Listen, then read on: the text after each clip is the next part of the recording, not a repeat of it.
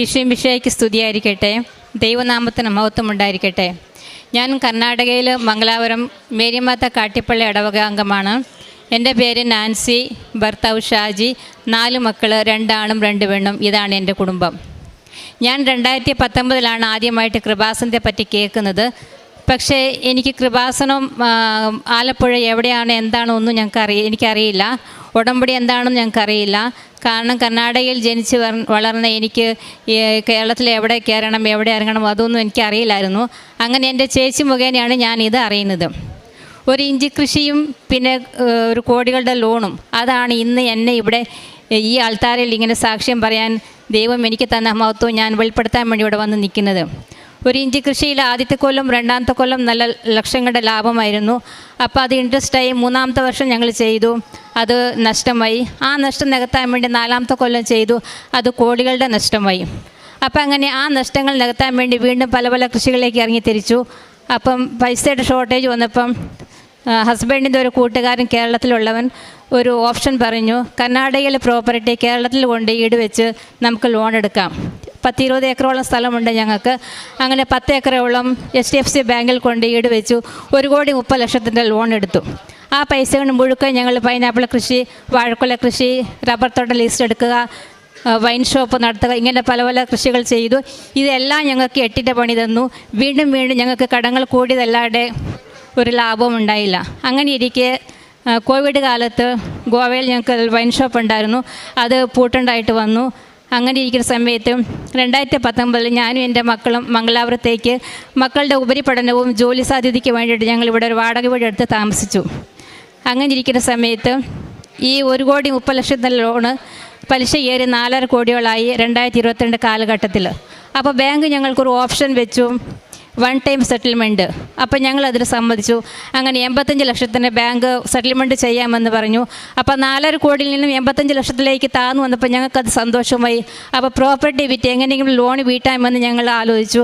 അങ്ങനെ ഞങ്ങൾ 3 ഏക്കർ അടയ്ക്കാത്തോട്ടം ഒരു പാർട്ടിക്ക് ഞങ്ങൾ വിൽക്കാമെന്ന് വിചാരിച്ചു. പക്ഷേ എഗ്രിമെൻറ്റ് ഇതായിരുന്നു, ബാങ്കിൽ നിന്നും സെറ്റിൽമെൻറ്റ് പേപ്പർ കിട്ടുമ്പോൾ ആ പൈസ ബാങ്കിലേക്ക് കിട്ടി, ബാങ്കിൽ നിന്ന് NOC കിട്ടിക്കഴിഞ്ഞ ശേഷം തോട്ടം ഞങ്ങൾ രജിസ്റ്റർ ചെയ്ത് കൊടുക്കുക. ഇതായിരുന്നു ഞങ്ങളുടെ എഗ്രിമെൻറ്റ്. അപ്പോൾ ബാങ്ക് 85 ലക്ഷം എന്ന് പറഞ്ഞതല്ലാതെ ഞങ്ങൾക്ക് പേപ്പർ തന്നില്ല. പേപ്പർ തരാതെ ഞങ്ങൾ ലോൺ കെട്ടത്തുമില്ല. അങ്ങനെ ഇരിക്കുന്ന സമയത്ത് ആദ്യത്തെ പാർട്ടി ആ കച്ചവടം ഉഴപ്പിപ്പോയി. പക്ഷേ ആ വർഷത്തെ അടയ്ക്ക മുഴുക്കം അയാൾ എടുത്തു. ഞങ്ങൾ എഗ്രിമെൻറ്റ് അഡ്വാൻസ് വാങ്ങിയ ശേഷം തോട്ടം അവർക്ക് ഹാൻഡ് ഓവർ ചെയ്തായിരുന്നു. അങ്ങനെ ഇരിക്കുന്ന സമയത്ത് 2021 ഡിസംബർ 2-ാം തീയതി എൻ്റെ ഹസ്ബൻഡിന് ഒരു ഇൻസിഡൻ്റ് ഉണ്ടായി. ഒരു സ്ഥലത്തിൻ്റെ ഇടപാടിൽ തലയ്ക്ക് നല്ല പരിക്ക് പറ്റി. മരണകരമായ അവസ്ഥയിൽ നിന്നും ദൈവം അത്ഭുതകരമായി രക്ഷപ്പെടുത്തി. 3 അറ്റാക്ക് വന്ന ആളാണ്. 5 സ്റ്റെൻറ്റോളം വിട്ടിട്ടുണ്ട്. അപ്പോൾ ഇങ്ങനെ ഇരിക്കുന്ന സമയത്ത് 13 ദിവസത്തോളം ICUവിൽ അബോധാവസ്ഥയിൽ അബ്നോർമലായി വയലൻ്റായി 2 കൈയും 2 കാലും ചങ്ങലയ്ക്ക് പൂട്ടിയിട്ടിരിക്കുന്ന അവസ്ഥയിൽ 13 ദിവസത്തോളം ശിവമൊഗ്ഗ ഹോസ്പിറ്റലിൽ കിടന്നു. ഈ സമയത്ത് എൻ്റെ ഒരു ചേച്ചി, ഒരു കൂട്ടുകാരി കൊടുത്തുവിട്ട കൃപാസന പത്രവും ഉപ്പും കൊടുത്തുവിട്ടിട്ട് എന്നോട് പറഞ്ഞു, നീ ഈ പത്രം വായിക്കുക, അത് കഴിഞ്ഞ് ഷാജിയുടെ തലയുടെ കീഴിൽ വയ്ക്കുക, ഉപ്പ് നീ സമയം കിട്ടുമ്പോൾ ഭക്ഷണത്തിലും വെള്ളത്തിലും കലക്കി കൊടുക്കുക. പക്ഷേ എനിക്ക് എൻ്റെ മാനസികാവസ്ഥയിൽ എനിക്ക് പത്രം വായിക്കാനോ അത് ബെഡിൻ്റെ കീഴിൽ വയ്ക്കാനോ എനിക്ക് സാധിച്ചില്ല. ഉപ്പ് എനിക്ക് ഓർമ്മ വരുമ്പോൾ ഞാനത് ചെയ്യുമായിരുന്നു. പക്ഷേ ഏത് സമയവും വയലൻ്റായി ICUയുടെ വാതിൽ ചവിട്ടിപ്പൊളിക്കുക, ഇറങ്ങി ഓടണം, തനിക്ക് എന്താ പറ്റിയ, താൻ എന്തിനാണ് ഇവിടെ വന്ന് കിടക്കുന്നത്, ഏത് അവസ്ഥയാണ്, ഒന്നും ആൾക്ക് ഓർമ്മയില്ല. 4 മക്കളിലെ 2 മക്കളെ പോലും ഓർമ്മയില്ല, പേരും അറിയില്ല. അങ്ങനത്തേക്കൊരു അവസ്ഥയിൽ കടന്നുപോയി. 13 ദിവസം ICUവിൽ കിടന്നു. ഡോക്ടർ പറഞ്ഞു 2 വർഷം കഴിയാതെ ഈ ആൾ നോർമൽ സ്റ്റേജിലേക്ക് എത്തത്തില്ല, പല കാര്യങ്ങൾക്കും ഓർമ്മയുണ്ടാവില്ല. 1 വയസ്സ് പ്രായമുള്ള കുട്ടിയെ നമ്മൾ എങ്ങനെ സംരക്ഷിക്കുന്നു ആ രീതിയിൽ ഈ വ്യക്തിയെ നിങ്ങൾ കാണണം, ശുശ്രൂഷിക്കണം എന്നിങ്ങനെയൊക്കെ പറഞ്ഞു. അങ്ങനെ ഇരിക്കുന്ന സമയത്ത് വാടക വീട്ടിൽ താമസിക്കുന്നു. 3 മക്കളുടെ പഠിത്തം, ഒരാൾക്ക് ജോലിയുള്ളൂ. ആകെ പ്രതിസന്ധിയായി. ആ സമയത്ത് ഞങ്ങളുടെ ഇടവക പള്ളിയിൽ പെരുന്നാൾ നോട്ടീസും പിന്നെ ഒരു കൃപാസന പത്രം ഒരു ചേച്ചി തന്നു. അപ്പം ഞാൻ ഈ പത്രം കൊണ്ടുപോയി എൻ്റെ ഹസ്ബൻഡിനെ കൊടുത്തു. ഹസ്ബൻഡ് ഇത് വായിച്ചിട്ട് പറഞ്ഞു, അപ്പം ഈ കടബാധ്യതയൊക്കെ വന്ന സമയത്ത് ആൾ നല്ല മദ്യപാനിയായിരുന്നു. നല്ല മദ്യപാനിയായിരുന്നു. അതിൻ്റെ ഇടയ്ക്ക് വെറ്റില മുറുക്കുക, ഇങ്ങനത്തെ സ്വഭാവങ്ങളൊക്കെ ഉണ്ടായിരുന്നു.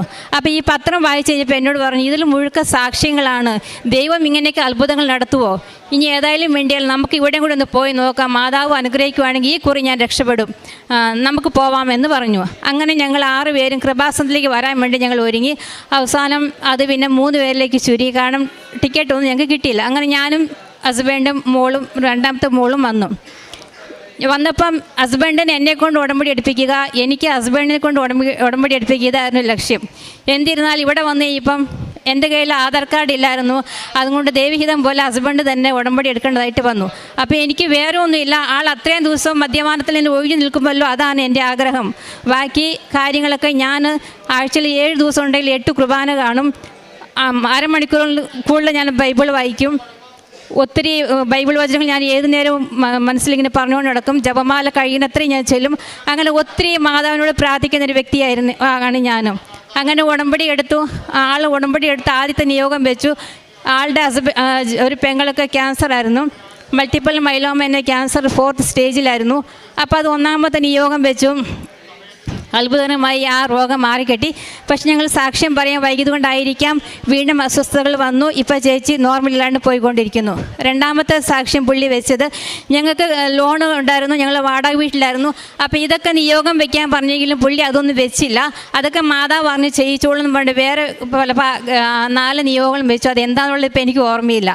അങ്ങനെയൊക്കെ പോയിക്കൊണ്ടിരിക്കുന്ന സമയത്ത് ഈ ബാങ്ക് സെറ്റിൽമെൻറ്റ് 85 ലക്ഷത്തിൽ നിന്ന് കയറി 90 ലക്ഷമായി, 1 കോടിയായി, 1.25 കോടിയായി, അവസാനം 1 കോടി 30 ലക്ഷത്തിലേക്ക് കൊണ്ടെത്തിച്ചു.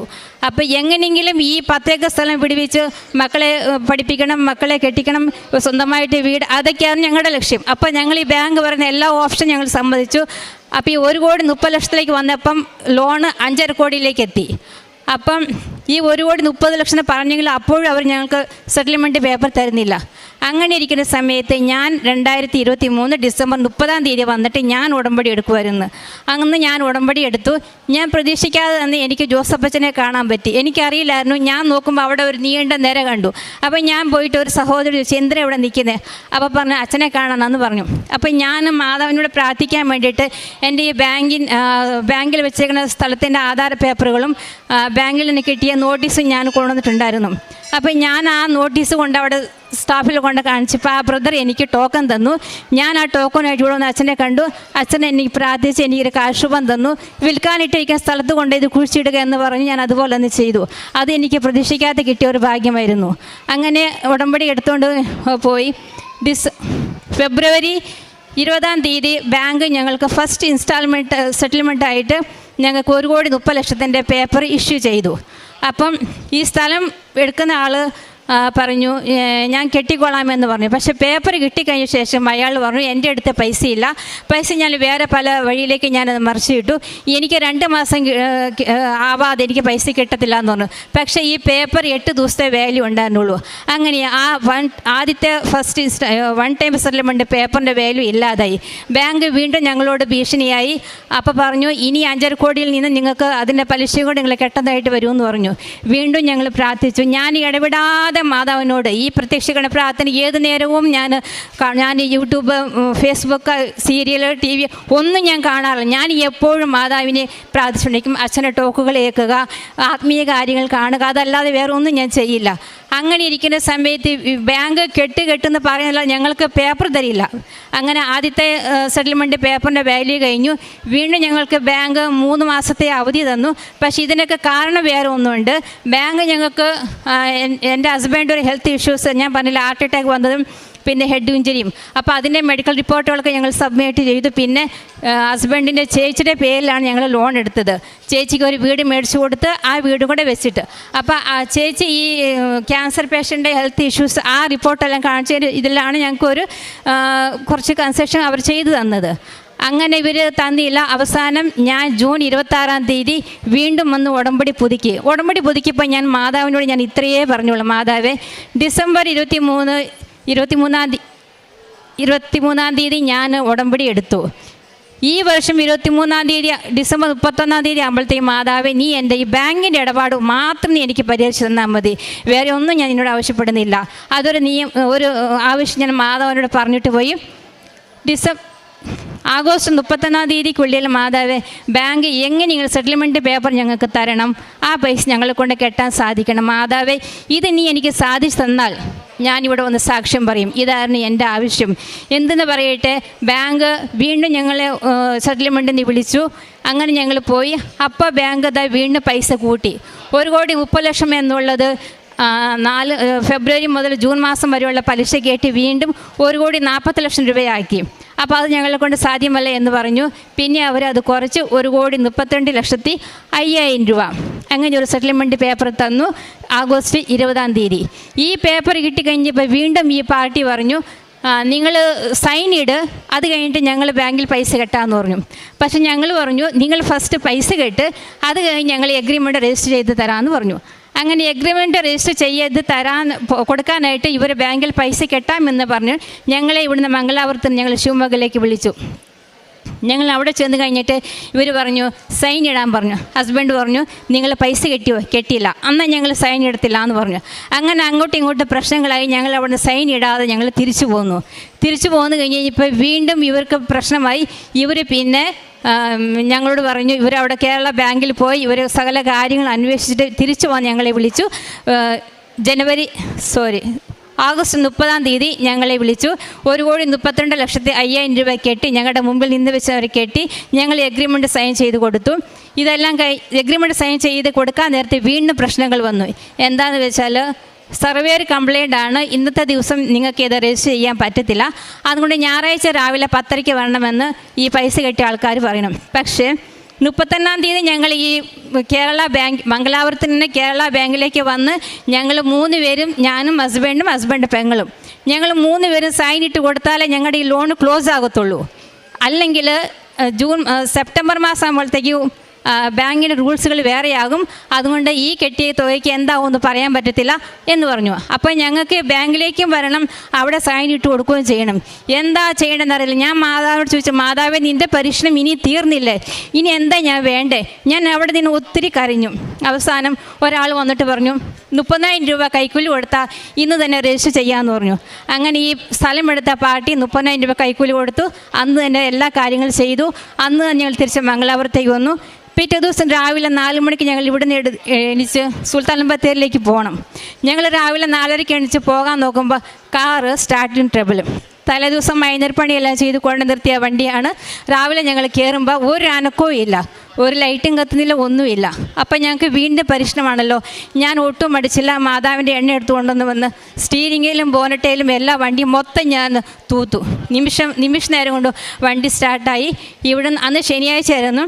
ഞാൻ മാതാവിനോട് പറഞ്ഞു, മാതാവ് 2 മണിക്കുള്ളിൽ ഞങ്ങൾ ഇനി അവിടെ എത്തിക്കണം. അത്ഭുതമെന്ന് പറയട്ടെ, കൃത്യം 2 മണിയായപ്പോഴത്തേക്കും HDFC ബാങ്കിൻ്റെ മുമ്പിൽ ഞങ്ങളുടെ കാർ എത്തി. അങ്ങനെ ഞങ്ങൾ അവിടെ എല്ലാ കാര്യങ്ങളും ചെയ്ത് ഞങ്ങൾ പോന്നു. ഇനി 15 ദിവസത്തിനുള്ളിൽ ഞങ്ങൾക്ക് NOCയും ഡോക്യുമെൻറ്റ്സും കിട്ടിക്കഴിഞ്ഞ് സ്ഥലം എഴുതി കൊടുക്കണം, രജിസ്റ്റർ ചെയ്യണം, ബാക്കി തുക കെട്ടണം. അതാണ് 1ാമത്തെ നിയോഗം. 2ാമത്തെ നിയോഗം, എൻ്റെ 2ാമത്തെ മോളൊരു ഡയറ്റീഷ്യനാണ്. അവൾക്ക് ജോലി ഉണ്ടായിരുന്നു. അപ്പോൾ ജോലി വന്ന സ്ട്രെസ്സ് കാരണം അവൾ രാജിവെച്ച് 3 മാസത്തോളം വീട്ടിലിരുന്ന് വേറെ ജോലിക്ക് അപ്ലൈ ചെയ്തിട്ടും അതൊന്നും അവൾക്ക് കിട്ടിയില്ല. അപ്പം അങ്ങനെ ഞാൻ നിയോഗത്തിൽ വെച്ചു. അവൾക്ക് ഡൽഹിയിൽ ഒരു ജോലി കിട്ടി, ഡയറ്റീഷ്യനൊരു ജോലി കിട്ടി. 1.5 മാസമേ ആയുള്ളൂ. പക്ഷേ അവൾക്ക് കിട്ടുന്ന ശമ്പളം, അവളുടെ PG ചെലവും അവളുടെ ചെലവും കഴിഞ്ഞ് ഒന്നും ഒക്കെ ബാക്കിയില്ല. എന്നാൽ എക്സ്പീരിയൻസ് ആവട്ടെ എന്ന് വിചാരിച്ച് അവളോട് ജോലിയിൽ നിന്നു. അപ്പോൾ കഴിഞ്ഞ ഒരാഴ്ച കാലമായിട്ട് അവൾക്ക് ഭയങ്കര ഹെൽത്ത് ഇഷ്യൂസ് ആയത് കണ്ട് അവൾ പറഞ്ഞു, മമ്മി ഞാൻ അങ്ങോട്ട് വീട്ടിലേക്ക് വരും, എനിക്ക് പറ്റുന്നില്ല എന്ന് പറഞ്ഞു. അപ്പോൾ ഞാൻ പറഞ്ഞു, ഒന്നെങ്കിൽ നീ അവരോട് ലീവ് ചോദിക്കുക, ഇല്ലെങ്കിൽ വർക്ക് ഫ്രം ഹോം ചോദിക്കുക. ഇത് രണ്ടും തന്നില്ലെങ്കിൽ നീ ജോലി രാജിവെച്ചിട്ട് വരാൻ പറഞ്ഞു.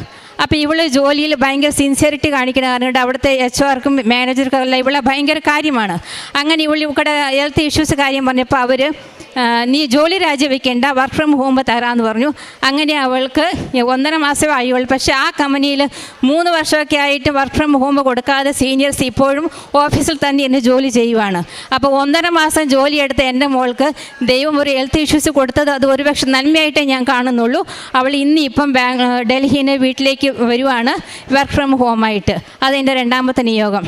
3ാമത്തെ നിയോഗം, ഞങ്ങൾക്ക് ശിവമൊഗ്ഗയിൽ സ്വന്തമായിട്ട് വീടും ഒക്കെ ഉണ്ടായിരുന്നു. തോട്ടങ്ങളൊക്കെ ഉണ്ട്. പക്ഷേ ഈ ഞാൻ പറഞ്ഞില്ലേ ബാങ്ക് ലോണ്, അപ്പോൾ ഞങ്ങൾ ഈ മംഗലാപുരത്ത് വാടക വീട്ടിൽ 3 വർഷമായിട്ട് ഞങ്ങൾ താമസിച്ച വീട് അതൊരു ഐശ്വര്യമുള്ള വീടാണ്. ഞങ്ങൾക്ക് ഒത്തിരി ആഗ്രഹമുണ്ടാണ് ഈ വീട് സ്വന്തമാക്കണമെന്ന്. 3 വർഷം വാടക വീട്ടിൽ താമസിച്ച ആ വീട് തന്നെ ദൈവം ഞങ്ങൾക്ക് നല്ലൊരു ഭവനമായിട്ട് ഞങ്ങൾക്ക് മേടിക്കാനും ഞങ്ങളുടെ വേലയ്ക്ക് രജിസ്റ്റർ ചെയ്ത് എടുക്കാനും ഞങ്ങൾക്ക് സാധിച്ചു. പിന്നെ എൻ്റെ മോന് BCom നല്ല മാർക്കോട്ട് പാസ്സാകാൻ വേണ്ടി ഞാൻ പ്രാർത്ഥിച്ചു. നിയോഗം വെച്ചു. അവൻ നല്ല മാർക്കോട് പാസ്സായി. അവൻ ഇനി അടുത്ത് ജർമ്മനിയിൽ ഉയർന്ന പഠനത്തിന് വേണ്ടി പോകണമെന്ന് ആഗ്രഹിച്ചു. അപ്പോൾ ഞാൻ മാതാവിനോട് ഇങ്ങനെ പ്രാർത്ഥിച്ചു, മാതാവേ അവൻ്റെ വഴി തിരഞ്ഞെടുക്കാൻ നീ അനുവദിക്കണമേ, നീ അതിനെ ഇടവരുത്തണമേ, നീ കാണിച്ചു തരണമേന്ന്. വെറുതെ ഒരു ആപ്ലിക്കേഷൻ അയച്ചതാ, വെറുതെ വീട്ടിലിരിക്കുമല്ലേ എന്ന് വിചാരിച്ചു. അപ്പോൾ അവനും കിട്ടിയൊരു ഓൺലൈൻ പണി വർക്ക് ഫ്രം ഹോമായിട്ട്. പിന്നെ എൻ്റെ ഹസ്ബൻഡിന് മദ്യപാനം, മുറുക്ക്, ഇങ്ങനെയുള്ള കാര്യങ്ങളെല്ലാം ഹസ്ബൻഡ് ഒഴിവാക്കി. ഹസ്ബൻഡ് ഇപ്പോൾ ആത്മീയ ചേതനത്തിൽ നല്ല വ്യക്തിയായിട്ട് മാറിയിരിക്കുന്നു. പിന്നെ പ്രേക്ഷിത പ്രവർത്തനം, കാരുണ്യ പ്രവൃത്തിയൊക്കെ ഞാൻ പറഞ്ഞില്ലേ, ആഴ്ചയിൽ 7 ദിവസം ഉണ്ടെങ്കിൽ 8 ദിവസം ഞാൻ കുർബാനയ്ക്ക് പോകും, 8 കുർബാനയ്ക്ക് പോകും. പിന്നെ ബൈബിൾ ഇടപെടാതെ വായിച്ചുകൊണ്ടിരിക്കും. ഞാൻ എൻ്റെ മൊബൈലിൽ ഞാൻ ദിവസവും ഓരോ ബൈബിൾ വചനം സ്റ്റാറ്റസ് ആയിട്ട് ഇടും. കാരണം എൻ്റെ കോൺടാക്റ്റ് ലിസ്റ്റിലുള്ളവർ ഈ വചനം കാണുമ്പോൾ അവരെ സ്പർശിക്കുന്ന ഏതെങ്കിലും ഒരു വാക്കായിരിക്കും അവരുടെ ജീവിതത്തിന് അവർക്ക് പ്രചോദനമാകുക. അപ്പോൾ അതാകട്ടെ എന്ന് ഓർത്തുകൊണ്ട് ഞാൻ ഡെയിലി ബൈബിൾ സ്റ്റാറ്റസ് ഇടും. പിന്നെ ഇവിടെ ഞങ്ങൾ 3 മാസത്തിന് ശേഷം 4 മാസത്തിലൊരിക്കൽ ഞാൻ വരും. വന്നു കഴിയുമ്പം കന്നഡ, കൊങ്കണി, പിന്നെ മലയാളം പത്രം ഞാൻ മേടിച്ചുകൊണ്ട് പോയിട്ട് അവിടെ കൊണ്ട് കൊടുക്കും. എൻ്റെ ഹസ്ബൻഡ് ഉടമ്പടി എടുത്ത് എൻ്റെ ഹസ്ബൻഡിൽ വന്ന ഒത്തിരി മാറ്റങ്ങൾ കണ്ട് എൻ്റെ കുടുംബത്തിലുള്ള 9 പേരെ കൊണ്ട് ഞങ്ങൾ ഉടമ്പടി എടുപ്പിച്ചു. എൻ്റെ അടുത്തുള്ളൊരു കൊങ്കണി ഫാമിലി, ഒരപ്പനും അമ്മയും ഒരു മകനും. ആ മകന് MCom കഴിഞ്ഞ് ജോലി ഇല്ലാതിരിക്കുമായിരുന്നു. ആ മകനെ കൊണ്ട് ഉടമ്പടി എടുപ്പിച്ച് അവനിപ്പം ദുബായിൽ ജോലിയായിട്ടിരിക്കുന്നു. അപ്പോൾ ആ മകന് 3 മാസത്തെ വിസിറ്റിംഗ് വിസയിൽ ഗൾഫിൽ പോയതായിരുന്നു. അപ്പോൾ ഒരു ദിവസം ഞാൻ ആ അമ്മയ്ക്ക് സുഖമില്ല. അപ്പം ഞാനിങ്ങനെ അമ്മയുടെ തൈലം എടുത്തിട്ട് അവിടെ പോയി പ്രാർത്ഥിക്കാൻ വേണ്ടി പോയപ്പോൾ ആ മകൻ അമ്മയായിട്ട് ഫോണിൽ സംസാരിച്ചുകൊണ്ടിരിക്കുമായിരുന്നു. അന്നേരം ആ മകൻ പറഞ്ഞു, ആൻറ്റി ഞാൻ ഇന്ന് ഇൻ്റർവ്യൂവിന് പോവുകയാണ്, ആൻറ്റി എനിക്ക് വേണ്ടി ഒന്ന് പ്രാർത്ഥിക്കണം എന്ന് പറഞ്ഞു. അപ്പം ഞാൻ ആ മകനോട് പറഞ്ഞു, മോനെ നീ മൊബൈൽ ഓൺ ആക്കി വെച്ച് ഞാൻ നിനക്ക് വേണ്ടി പ്രാർത്ഥിക്കാമെന്ന് പറഞ്ഞു. എൻ്റെ കയ്യിൽ അമ്മയുടെ തൈലം ഉണ്ടായിരുന്നു. ഞാൻ ആ മൊബൈലിൽ അവൻ്റെ ഫോട്ടോയും നോക്കി അവൻ്റെ നെറ്റിയിൽ കൈവച്ച് പ്രാർത്ഥിച്ച് അവൻ്റെ മുഖത്ത് തൂക്കുന്ന പോലെ മൊബൈലിലേക്ക് ഞാൻ ഈ എണ്ണ തൂത്ത്. എൻ്റെ വിശ്വാസമാണ് ഇത്. എന്നിരുന്നാലും അവൻ ആ ഇൻ്റർവ്യൂവിന് പോയി, അവൻ ആ ഇൻ്റർവ്യൂവിൽ പാസ്സായി. അന്ന് അവന് കിട്ടിയ ആ ജോലി ഇന്നും അവനെ തുടർന്നുകൊണ്ടിരിക്കുന്നു. പ്രതീക്ഷിക്കാതെ തന്നെ അവൻ്റെ എൻഗേജ്മെൻറ്റും കഴിഞ്ഞു, അവൻ സുഖമായിട്ട് ജീവിക്കുന്നു.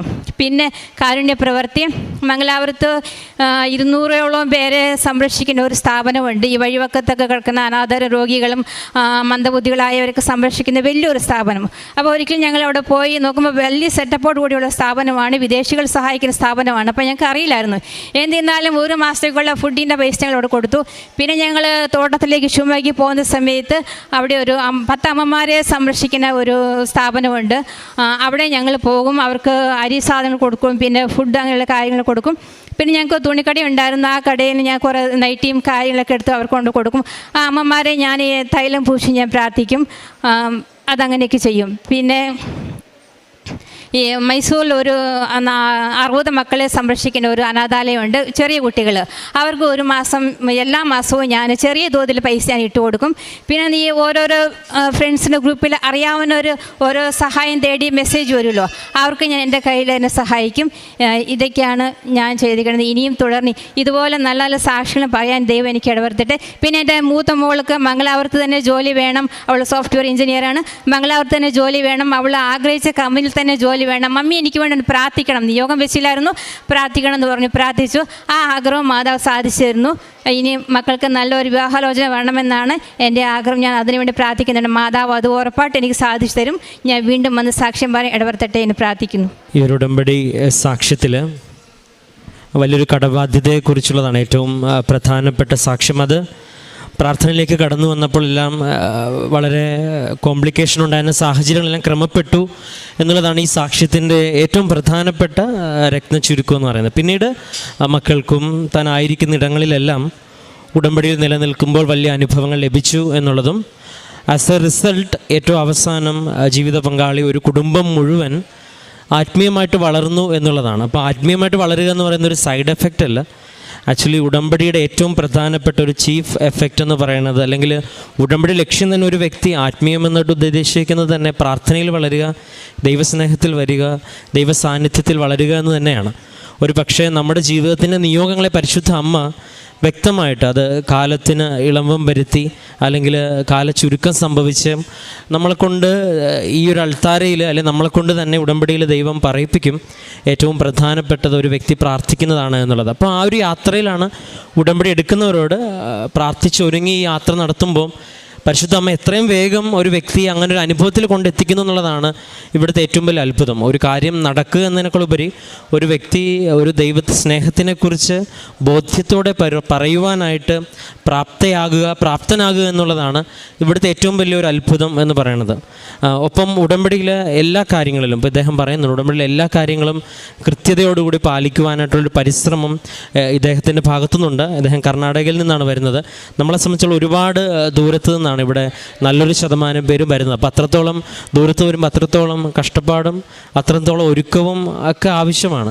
അപ്പോൾ അത്രത്തോളം ഒരുങ്ങി ഇവിടെ വരുമ്പോൾ തന്നെയും പരിശുദ്ധ അമ്മ യാത്രയെ 51-ാം സങ്കീർത്തനത്തിൽ പറഞ്ഞു, നിൻ്റെ അലച്ചിലുകൾ ഞാൻ എണ്ണിയിട്ടുണ്ട്, നിൻ്റെ കണ്ണീര് ഞാൻ കുപ്പിയിച്ചു. അപ്പോൾ നമ്മൾ ബഹുമാനപ്പെട്ട അച്ഛൻ ആരാധനയിൽ പറയാം, നിങ്ങൾ അവിടെ നിന്ന് തുടങ്ങുന്ന ഓരോ പ്രാർത്ഥനയും സഹനങ്ങളും എല്ലാം അമ്മ മാതാവ് പ്രത്യേകമായിട്ട് നിങ്ങൾ സാന്നിധ്യമാക്കി മാറ്റും. ആ ഉടമ്പടി എടുക്കാമെന്ന് അതേ യാത്രയോടൊപ്പം സാക്ഷ്യം പറയാൻ വീണ്ടും ഈ ആലയത്തിൽ എത്തിച്ചേരുവാനായിട്ട് അമ്മ ഇടവരുത്തിയതിൻ്റെ ഏറ്റവും പ്രധാനപ്പെട്ട കാര്യം വിശ്വസ്തയോടെ നിലനിൽക്കുവാനുള്ള പരിശ്രമമുണ്ട് അതിൻ്റെ. അപ്പോൾ ഓരോ സാക്ഷ്യങ്ങളും നമ്മൾ കേൾക്കുമ്പം നമ്മൾ പ്രാർത്ഥനയോടെ കേൾക്കണം. ഓരോ വ്യക്തിയും അവർ നിന്നൊരു സാഹചര്യത്തിൽ നിന്ന് ഈ സാക്ഷ്യം വരെ അല്ലെങ്കിൽ അതിന് ശേഷവും നടക്കുന്ന കുറേ ദൈവത്തിൻ്റെ ഒരു മാർഗ്ഗമുണ്ട്. ആ ഒരു മാർഗ്ഗത്തിലേക്കാണ് ഉടമ്പടി എല്ലാവരെയും ക്ഷണിക്കുന്നത്. ഈ ഒരു സാക്ഷ്യം നമ്മളെ സഹായിക്കട്ടെ എന്ന് പ്രാർത്ഥിക്കുന്നു. നമുക്ക് കരങ്ങളടിച്ച് ദൈവത്തിൻ്റെ നാമം മഹത്വപ്പെടുത്തും.